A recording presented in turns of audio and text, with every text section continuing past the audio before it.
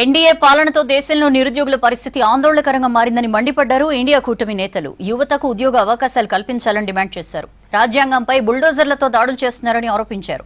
Trump సుంకాల పెంపుపై కేంద్రం ఏం చేస్తుందో చెప్పాలని డిమాండ్ చేశారు ఇండియా కూటమి నేతలు.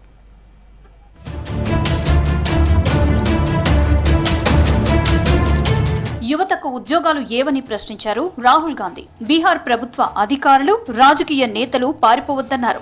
యువతకు ఉద్యోగాలు ఇవ్వాలని డిమాండ్ చేశారు. ప్రభుత్వం చేస్తున్న తప్పుడు ప్రచారాలు విని ప్రజలు ఇకపై మోసపోరని చెప్పారు. తమ భవితవ్యాన్ని తాము రాసుకోవడానికి బీహార్ యువత సిద్ధంగా ఉన్నారన్నారు. బీహార్ బెగుసరాయ్లో ఎన్ఎస్యుఐ నిర్వహించిన సంవిధాన్ సురక్ష సమ్మేళన్ ర్యాలీలో పాల్గొన్నారు రాహుల్. విద్యార్థులంతా తెల్ల టీషర్ట్లు ధరించి యాత్రలో పాల్గొన్నారు. వలసలు ఆపాలి, ఉద్యోగాలు ఇవ్వాలంటూ నినాదాలు చేశారు నేతలు. यहाँ पे 1% से कम लोग स्टॉक मार्केट में पैसा डालते हैं. 1% से कम. अगर यहां 100 लोग हैं तो एक हाथ उठ रहा है. तो ये स्टॉक मार्केट आपका औजार नहीं है. इसमें अनलिमिटेड पैसे बने मगर इसका फायदा आपको नहीं मिला. सीधी बात करूं, सीधा बोलूं, ठोक के. దేశంలో ఎన్డీఏ ప్రభుత్వం పరిపాలనా విధానంపై తాము రేపు ఏఐసీసీ సమావేశంలో చర్చిస్తామన్నారు కాంగ్రెస్ ప్రధాన కార్యదర్శి కేసీ వేణుగోపాల్. రాజ్యాంగంపై కేంద్రం బుల్డోజర్లతో ఎలా దాడి చేసిందో గమనించవచ్చన్నారు. ప్రజలకు న్యాయ మార్గం చూపించేందుకే తాము భేటీ అవుతున్నామన్నారు. తమకు పార్లమెంట్లో గానీ బయట గానీ మాట్లాడడానికి స్వేచ్ఛ లేకుండా పోయిందన్నారు KC Venugopal. In which union government is actually bulldozing and attacking the constitutions. We are going to discuss tomorrow and after tomorrow. We are for न्याय पथ. न्याय के रास्ता दिखाने के लिए Congress is doing a national level meeting. రేపటి నుంచి ప్రారంభమయ్యే ఏఐసీసీ సమావేశంలో ఎన్డీఏ ప్రజా వ్యతిరేక పాలన, తాజా రాజకీయ పరిణామాలపై సమగ్రంగా చర్చిస్తామన్నారు కాంగ్రెస్ ఎంపీ శశి థరూర్. ప్రస్తుతం ట్రంప్ తీసుకున్న సుంకాల పెంపు నిర్ణయంతో భారత్తో పాటు చాలా దేశాలు ఇబ్బంది పడతాయన్నారు. It certainly seems that some countries will go into recession. We were better off because we had a 5.4% growth and therefore it may come down but it may not go into recession.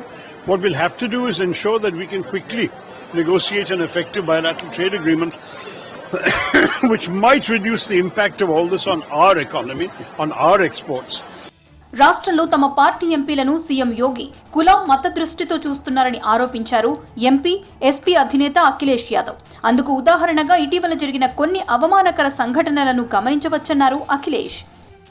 इसलिए अगर कहीं कोई घटना हो रही है, अगर किसी को किसी तरह की अपमान भी होता है तो कि जिम्मेदार अगर कोई है तो मुख्यमंत्री खुद जिम्मेदार हैं, जो समय समय पर लोगों को अपमानित कर रही है, थानों में अपमानित कर रही है, तहसील में अपमानित कर रही है, पैसे लूटने में सबसे ज्यादा आगे दिखाई दे रहे हैं. కేంద్ర మంత్రి కిరణ్ రిజిజు సీఎం ఒమర్ అబ్దుల్లాతో కలిసి తులిప్ గార్డెన్ ని సందర్శించడం బాధాకరమన్నారు పీడీపీ అధినేత్రి మెహబూబా ముఫ్తీ. కేంద్రం ఎన్ఆర్సీ తెచ్చిన తర్వాత ముస్లింలు ఇక్కడి నిర్వాసితులని నిరూపించుకోవాల్సిన పరిస్థితి వచ్చిందన్నారు.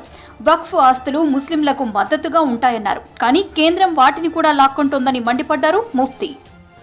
हमारे वजीर आला जिनको लोगों ने यहाँ भरपूर ताउन दिया और उन्होंने वोट भी इसीलिए मांगा कि बीजेपी के एजेंडे को रोकना है, उनको तो सारे मुल्क की लीडरशिप को बुलाना चाहिए था. हमें भी बोलते, हम भी जब दिल्ली जाके वहाँ जंतर मंतर या कहीं पर हम वहाँ धरना देते, हम मुखालफत करते हैं इसकी.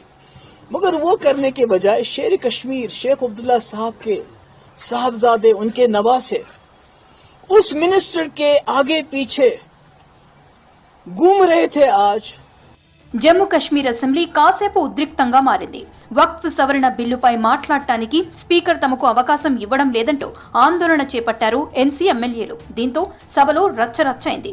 వక్ఫ్ సవరణ బిల్లుపై సమగ్రంగా చర్చించేందుకు తమకు ఛాన్స్ ఇవ్వాలన్నారు ఎన్సీ ఎమ్మెల్యేలు. లేదంటే తమ ఆందోళనను మరింత ఉధృతం చేస్తామని హెచ్చరించారు.